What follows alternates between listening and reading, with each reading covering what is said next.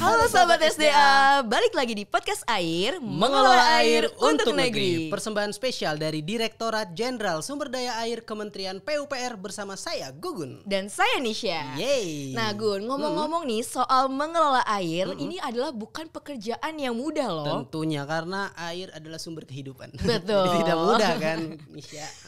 Pastinya butuh pertimbangan dan juga perhitungan yang matang banget nih Gun. Nah butuh rencana, rancangan strategis yang ciamik serta sistem yang mumpuni. Nah, betul, tapi nggak cuma hanya itu, pastinya membutuhkan juga nih orang-orang hebat untuk menyiapkan sistem dan menjalankan pengelolaannya. Nah, beruntung banget nih hari ini pada episode kali ini kita sudah kedatangan salah seorang yang hebat banget. Betul banget, dan beliau adalah Direktur Sistem dan Strategi Pengelolaan Sumber Daya Air. Langsung aja kita sambut Pak Biren Rajana.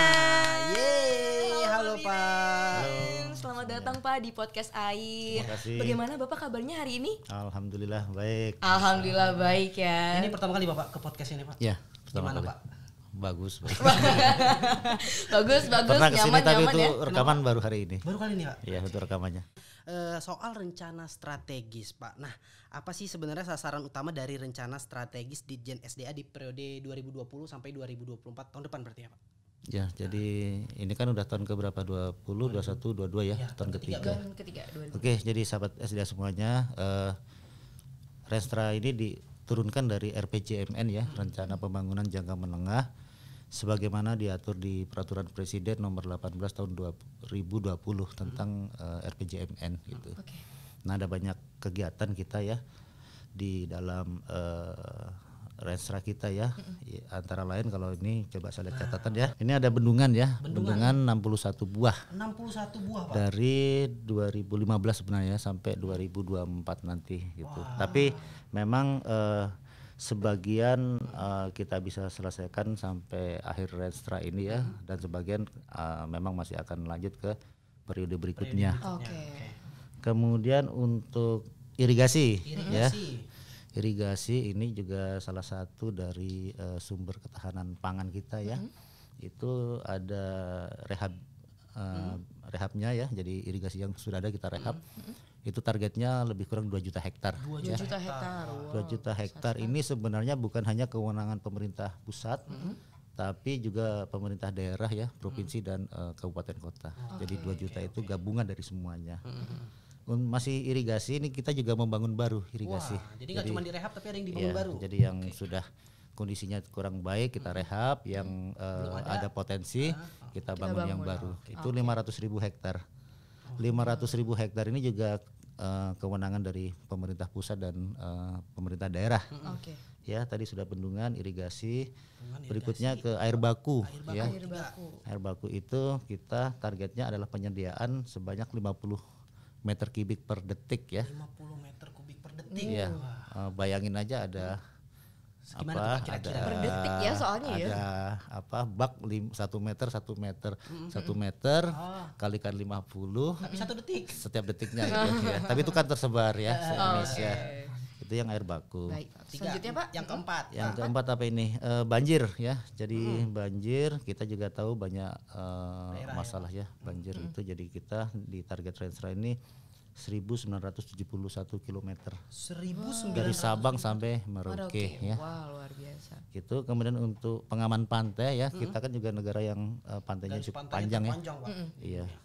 Itu lebih kurang 129 km ya. Oke. Pembangunan pengaman pantai, kemudian ada embung. Embung itu tampungan-tampungan air gitu ya, yang tidak terlalu besar sebenarnya ya, jauh di bawah bendungan tapi cukup efektif, terutama di daerah-daerah kering ya. Itu kita targetkan 500 buah. Berikutnya lagi ada pengendalian lahar ya, dan itu 58 buah. Kemudian sedimen ya, itu 126 buah. Jadi itulah target-target yang ada di Renstra kita 2020-2024. Yang paling susah untuk pembangunannya atau untuk mengurusnya itu yang mana sih Pak? Kalau secara teknis bangunan air yang paling kompleks itu sebenarnya adalah bendungan. Bendungan. Ya, karena memang dia risikonya tinggi.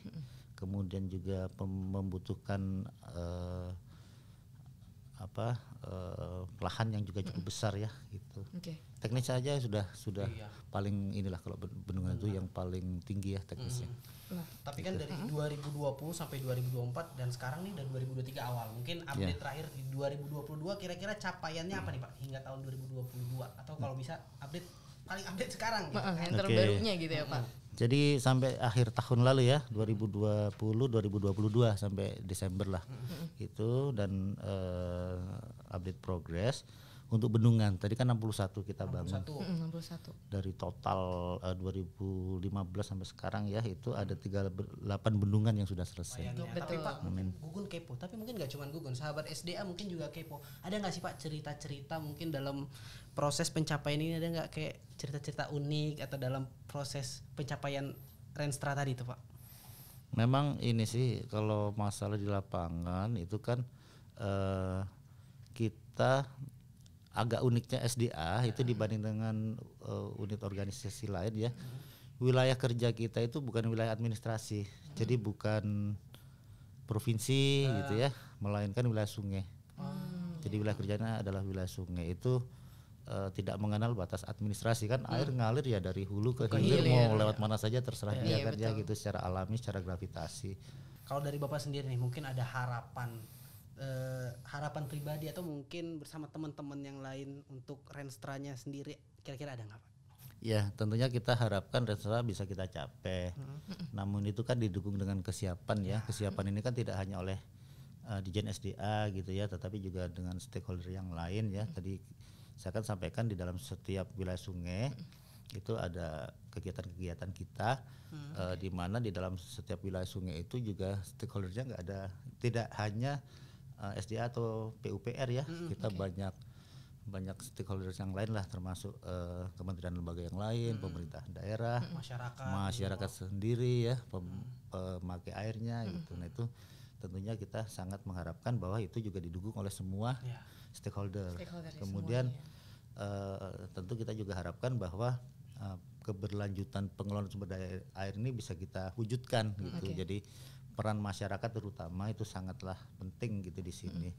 Jadi harapannya ya pertama tentu kita harapkan Renstra tercapai, kedua ya keberlanjutan ya kan tercapainya Renstra tidak berarti pembangunan berhenti ya, tetap akan harus dilanjutkan dan pengelolaan akan berlanjut terus gitu. Jadi peran masyarakat sangat penting di sini.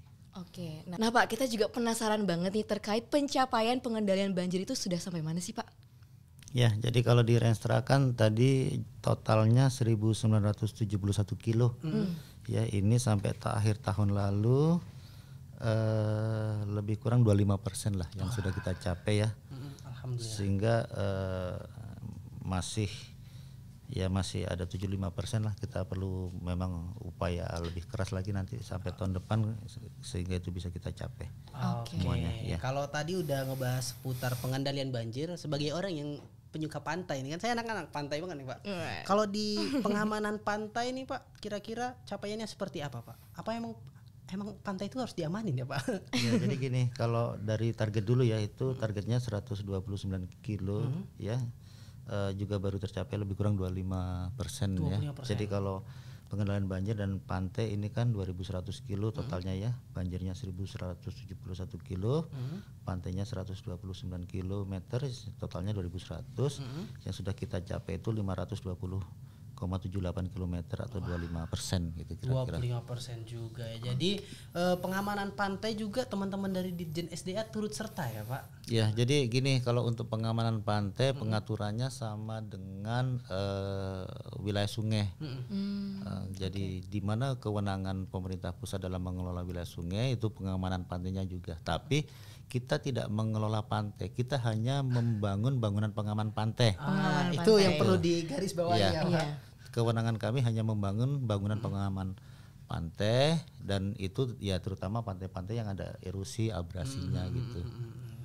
Oke, kalau gitu kita mengucapkan terima kasih banyak sekali lagi Sama-sama. untuk Pak Biren ya sudah berkenan hadir untuk bisa ngobrol-ngobrol dan juga memberikan info-info ya seputar rencana strategis 5 tahun 2020 hingga 2024 nanti. Nanti 2024 berarti kita undang lagi ya Pak Biren. Kita recap lagi. Kita recap lagi. Sudah sampai mana nih Pak nih ya rencananya atau mungkin sudah capaiannya sudah sampai mana aja. Biar masyarakat semua sahabat semuanya ya. Amin. Amin. Biar sahabat Semoga. SDA juga tahu kan gimana nih capaiannya gitu. Betul, amin. Kalau gitu makasih juga ya untuk teman-teman yang sudah mendengarkan podcast kita pada hari ini, episode kali ini pastinya. Dan juga jangan lupa untuk terus dengerin podcast Air dengan tema-tema lain yang pastinya gak kalah menarik, ya gak sih Gun? Tentunya jangan lupa juga pantau terus update informasi kita seputar Ditjen SDA di Kemenpu PR di sosmed kita. Ada di Facebook kita di PUPR SDA, di Instagram kita juga ada di @PUPR_SDA, di Twitter kita juga ada ya di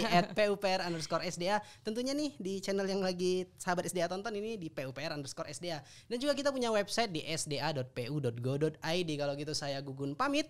Dan saya Nisha pamit undur diri. Sampai ketemu lagi di podcast selanjutnya. Bye.